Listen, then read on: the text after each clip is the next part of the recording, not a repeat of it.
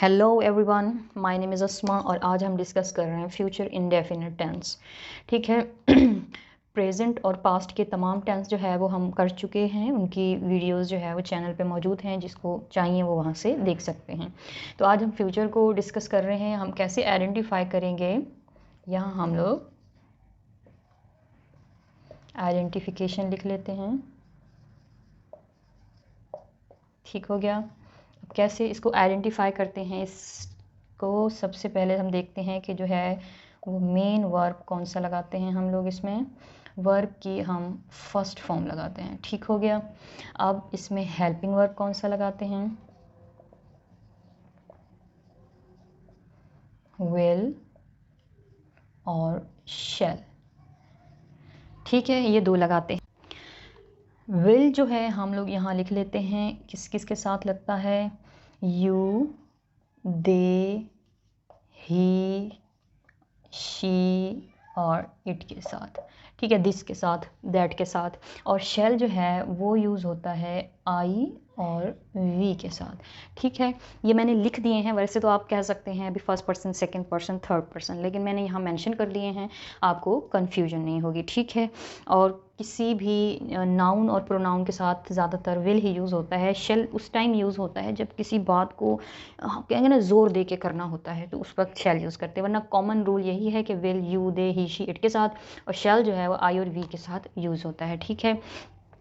अब हम देखते हैं कि इसके सेंटेंस कैसे फॉर्म किए जाते हैं। सेंटेंस फॉर्मेशन का फॉर्मूला एक ही जैसा है जैसे मोस्टली सेंटेंस टेंसेस में है। जैसे सबसे पहले हमने सब्जेक्ट लगा लिया, उसके बाद हेल्पिंग वर्ब होता है, फिर उसके बाद मेन वर्ब होता है फर्स्ट फॉर्म के साथ।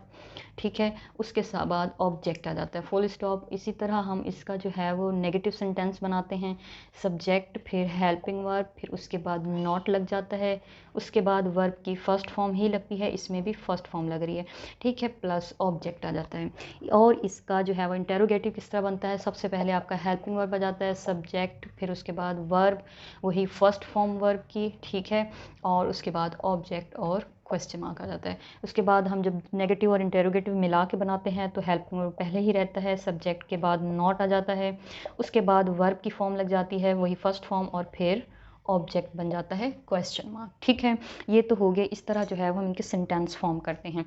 उसके बाद हम देखते हैं जो बच्चे ट्रांसलेशन सीखना चाह रहे हैं उर्दू से इंग्लिश में, तो उर्दू से इंग्लिश में ट्रांसलेशन किस तरह करते हैं। हमें उसके जब उर्दू सेंटेंस दिए जाते हैं तो हम उसको आइडेंटिफाई करते हैं, अब ये किस तरह उसको जो है वो कौन से टेंस में चेंज करना है, इन रूल्स को मद्देनज़र रखते हुए। ठीक है, आमतौर पर इस टेंस के आखिर में गा, गी, गे होता है।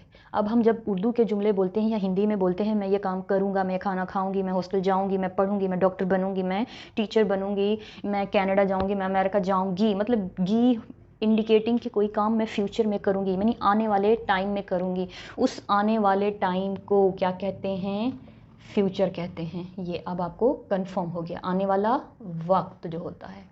ठीक है, आने वाले वक्त में जो काम आप करने का सोचते हैं, जो मैं करूँगा, तो वो फ्यूचर है, और उसके आखिर में गा, गी, गे आता है। ठीक है, अब जैसे ही आप ये गा, गी, गे को आइडेंटिफाई कर लेते हैं तो आपको पता चलता है भी फ्यूचर का है। ठीक है, अब सिंपल गा ये काम करूँगा तो फ्यूचर इंडेफिनिट में आता है, जिसमें कोई टाइम का तयन नहीं है, कुछ नहीं है, कोई पता नहीं है कब करेंगे।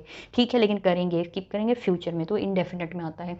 अब हम यहाँ एग्जाम्पल्स ले लेते हैं कुछ, ताकि हमें अंदाज़ा हो जाए कि हम कौन सा काम करेंगे फ्यूचर में। ठीक है, अब जैसे मैंने कहा